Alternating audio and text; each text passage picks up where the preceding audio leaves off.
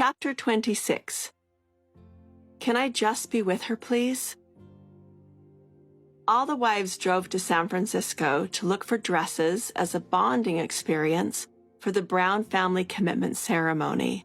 Their ceremony had come up in family therapy as a way to celebrate how far we had come, to acknowledge what we had learned in counseling, and to recommit to each other at a point when things seemed pretty precarious. The shopping trip was fine, if awkward as far as the dresses went. The crew showed Cody back home completely clueless about how to feed and care for his 17 children. By that point, our kids took care of each other or themselves, but Isabel stubbed her toe and Cody burned the steaks, and that was the end of it. In San Francisco, we discovered that A, we couldn't all shop at the same store because of the size range of our bodies, and B, we couldn't talk on the phone with Cody in front of the other wives. In reality, we had a great time. It was a fun trip. Before we left, 3-year-old Truly had been just sick enough for me to take her to an urgent care doctor who said she probably had the flu and sent her home. While we were in San Francisco, Aspen called me. Truly is sick, she said, sounding panicked, like really sick, and I don't know what to do. I called Cody. The girls are there, he said. They can take care of it. Cody, I really need you to help with Truly, I said. I have a lot to take care of at Robin's house, I remember him saying. I'll see what I can do. Awesome, thanks. The evening I returned home, Truly was still sick. She wanted to sleep with McKelty, and I went in to check on her, and her eyes were crossing. I ran her back to the urgent care. She needs glasses, he said. No, really. That's what he said. You don't understand what's happening here, I said. I immediately called my doctor, and he cleared his schedule. Bring her in now. He examined her.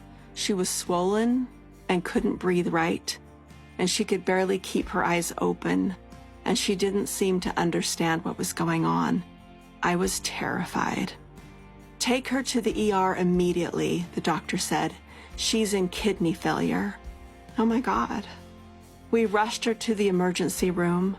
I called Cody along the way, and he met us there.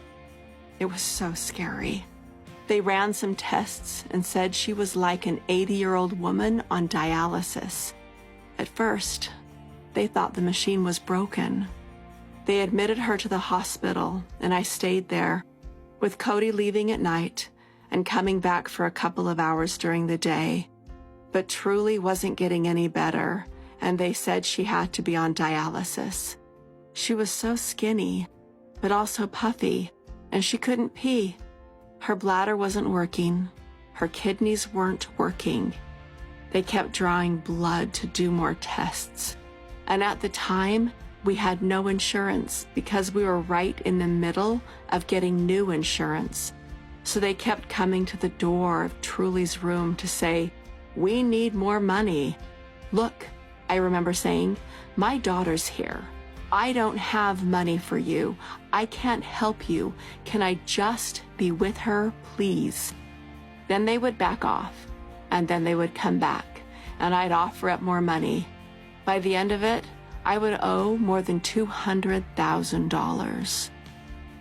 They wanted to do dialysis, and we had to decide whether we wanted to bring her to the hospital every day, to hook her up to the machine, or keep her in the hospital. She was so little, so of course we wanted to bring her home. That raised the risk of infection, but we decided to rent the dialysis machine and keep her in a familiar setting, surrounded by those who love her. They had to perform surgery on her abdomen. It's different for toddlers. To insert a catheter for the dialysis machine, and I remember waiting for them to take her back. The surgeon came in and looked at Truly's chart. "How old is she?" she asked. "She's 3, I said.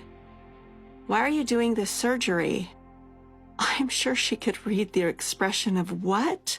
on my face.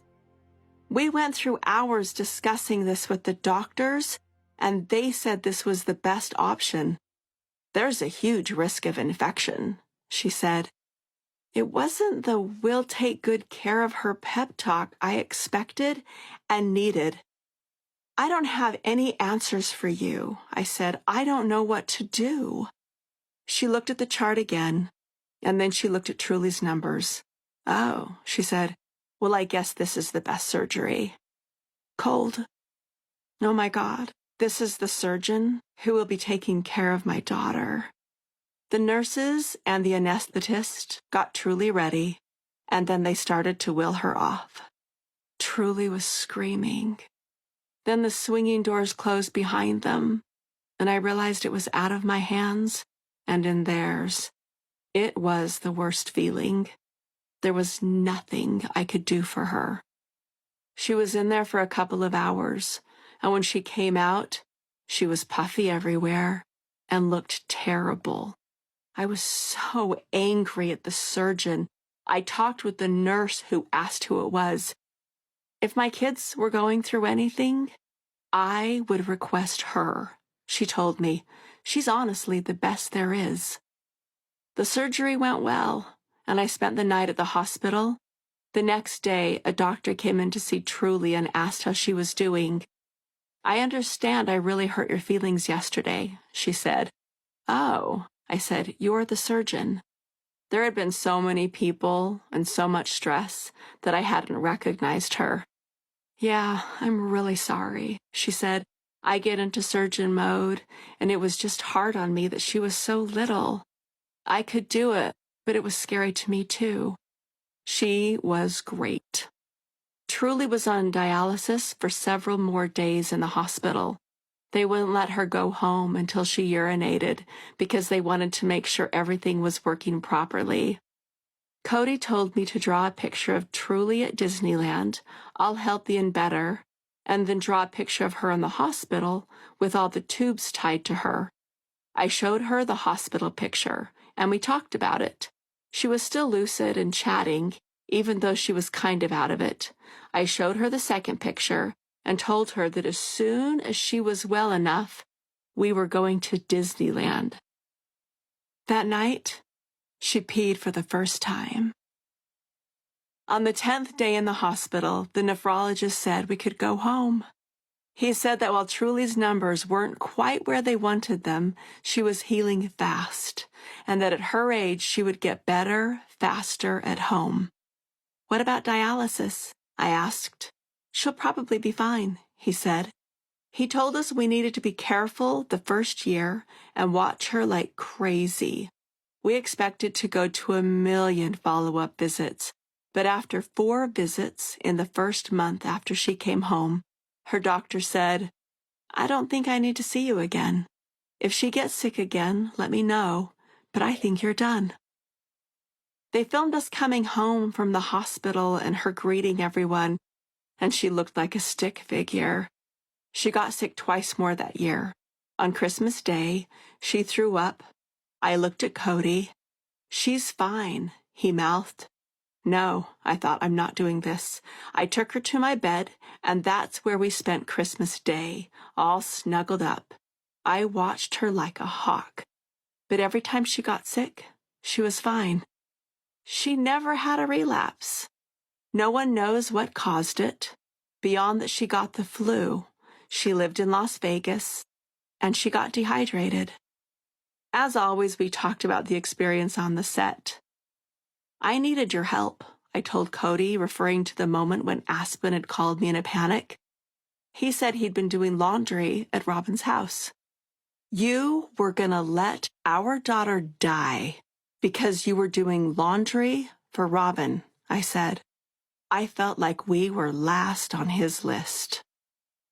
Cody got so mad that he asked the crew to turn off the cameras because he knew just how bad it sounded. He hadn't been there when Truly and I needed him desperately. We're not filming this, he said. I confided in Robin about it later. If Truly had died, I would have left Cody, I said, because she didn't matter to him, because he was more focused on doing laundry at your house than helping our daughter. Robin was beside herself. She was horrified at the idea of me leaving over the surgery. Breaking up over the death of a child doesn't make logical sense, but I think she understood that in that situation, it did, because Cody wasn't there for Truly. He wasn't there for me, and he wasn't there for his oldest daughters, who he left to deal with a scary situation. Robin told Cody, who got mad at me for talking to Robin about it, rather than apologizing for not being there when we needed him. That was the last time I opened up to Robin. I felt she betrayed my trust by telling Cody something I had said in confidence. Truly, on the other hand, was fine. We took her to Disneyland after she got better, and she spent a long time talking with Rapunzel and Flynn Rider. "Did it hurt when Mother Gothel stabbed you?" she asked Flynn Rider. Truly had seen that happen in the movie Tangled. "I have a scar," he said. Still skinny baby Truly, who almost had no hair because she had just cut it all off by herself, took a look at his scar, and then she lifted her shirt. "So do I," she said. Oh my gosh, their faces. They knew they were talking to a miracle baby. "We have to talk to more kids, but afterward, do you want to walk with us through the castle?" they asked Truly. "Sure," she said, obviously the coolest character in the bunch, and the cutest. Joy. They made a big production of it. Her confidence has always been amazing, and she walked through like she owned the place, like she was exactly where she was supposed to be.